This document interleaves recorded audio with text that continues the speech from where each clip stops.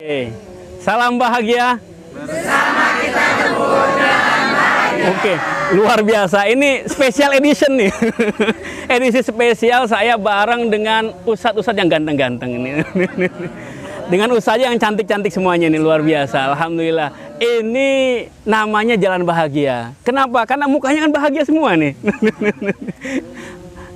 Nah, jadi sekarang kan kita di bulan Zulhijjah ya. Ya, bulan haji nih, pas nih bulan Zulhijjah.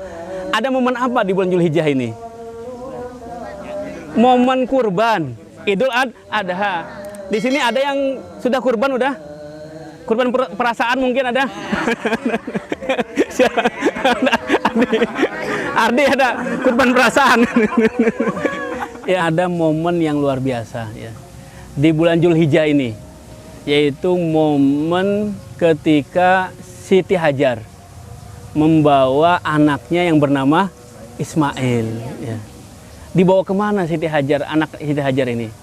Dibawa ke Mekah, dari Palestina. Dari Palestina berangkat ke Mekah. Ketika sampai di Mekah, ditinggalin sama ayahnya. Siapa ayahnya? Nabi Ibrahim. Jadi ditinggalin, dibiarin nih Siti Hajar dengan anaknya Ismail. Hanya dikasih kurma 1 kantung plastik, kemudian air ya 1 kantung juga. Kurmanya habis, airnya habis, Ismailnya nangis. Siti Hajar bingung, ini anak nangis.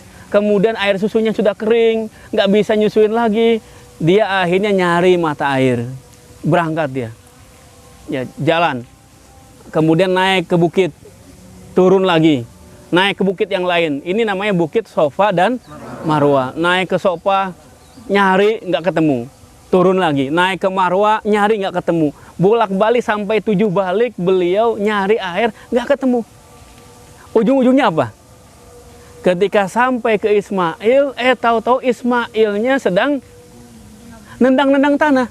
Dan dari tanah yang ditendang, itu keluar mancur air. Namanya air Zam-Zam. Ini diabadikan oleh Al-Quran. Dan peristiwa ini diikuti oleh seluruh umat Nabi Muhammad SAW. Kira-kira apa hikmahnya? Yang kerja siapa? Yang kerja siapa? Ibunya. Yang nyari air siapa? Siti Hajar. Tapi yang dapat airnya siapa? Nabi Ismail. Kok bisa kayak gitu ya? Kira-kira yang usahanya kan Siti Hajar. Seharusnya yang dapat siapa? Siti Hajar juga. Nyarinya di Bukit Sofa, di Bukit Marwa. Seharusnya dapat airnya di mana? Di Sofa dan Marwa. Tapi ini dapatnya di tempat lain, di tempat Ismail. Ini adalah simbol. Simbol apa? Simbol dari usaha. Kalau usaha itu manusia, tapi hasil itu Allah yang menentukan. Ya terserah Allah, mau dikasih di mana? Mau dikasih ke siapa? Ustadz saja sekalian, semuanya ngabdi di Ummul Qura. Kerja di Ummul Qura, aktivitas full 24 jam di Ummul Qura, nggak dapat apa-apa misalkan, nggak dikasih gaji misalkan, nggak dikasih honor misalkan, nggak masalah.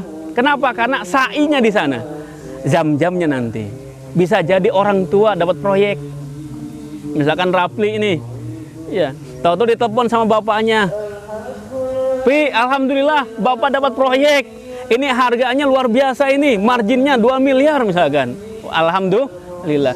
Anaknya mondok di Ummul Qura, anaknya nyantri di Ummul Qura, orang tuanya yang dapat keberkahan. Anaknya ngabdi di Ummul Qura, orang tua yang dapat keberkahan. Atau sebaliknya, orang tua yang berusaha, anak yang dapat. Ini sama seperti kisah Pak Kiai. Pak Kiai selalu mengatakan, Pak Kiai Helmi mengatakan, beliau ketika ngabdi di Darur Rahman, itu beliau mencurahkan perhatiannya 100% untuk mengembangkan, memajukan pesantren Darur Rahman. Kata Pak Kiai, di Darur Rahman saya nggak dapat, hanya dapat gaji doang, honor doang, nggak masalah, hidupnya sama seperti yang lainnya. Tapi Allah memberikan jam-jam. Di mana jam-jamnya? Ummul Qura ini jam-jamnya. Habis nggak Ummul Qura? Habis nggak Ummul Qura? Nggak habis-habis, sama seperti air Zam-Zam. Air Zam-Zam itu nggak pernah habis-habis, terus-menerus. Maka sekarang kita harus banyak-banyak sa'i, banyak-banyak Berusaha apapun, aktivitas apapun, insya Allah pada saatnya nanti kita akan dapat jam-jam. Jangan seperti orang yang berusaha kemudian gagal dan dia frustasi. Banyak yang kayak gitu. Banyak. Ada orang usaha kemudian gagal, frustasi. Ini kisah saya sendiri ngalamin nih. Nggak lama ini. Sai saya nyari santri sebanyak-banyaknya. Sainya, usahanya. Sama seperti si Hajar tadi. Sainya apa? Naik bukit sofa ke marwah sofa. Itu sainya. Usaha saya nyari santri. Caranya nyebar brosur. Caranya presentasi ke sekolah-sekolah. Caranya medsos diaktifin. Tapi dapat santri nggak sesuai dengan target. Ya, jadi di Pondok Tahfidz yang di Cibung Bulang, targetnya lebih dari 100, dapatnya nggak lebih dari 50. Coba, sedih nggak kira-kira? Sedih. Kalau hitungannya pribadi, saya sedih banget. Ya Allah, udah berusaha maksimal, udah mati-matian, kemudian ngumpulin ustadz-ustadz yang di sana, medsosnya, kemudian ya segala macam lah. Tahu-tahu nggak berhasil. Padahal di akhir Juli saya harus bayar hutang sebanyak 350 juta. Dan sudah dijanjikan, Pak, ini nanti santri daftar, ada pendaftaran, santri bayar, insya Allah dapat, nanti saya kasih itu dibayar uang 350 juta. Ketika saya ngelihat kondisi, kenyataan seperti itu, kalau mau pingsan mungkin. Ini tagih sama orang, udah janji 350 juta.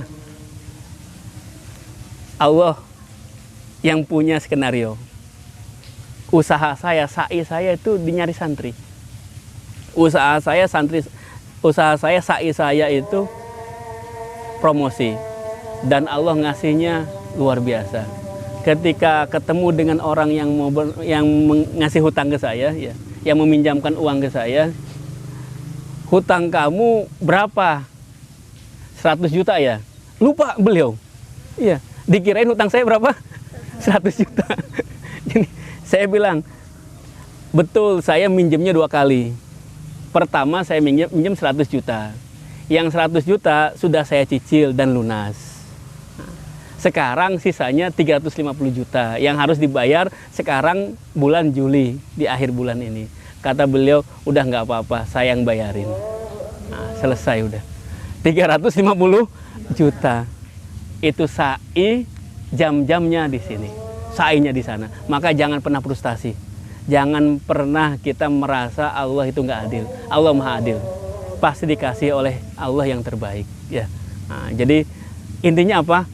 Selalu apa?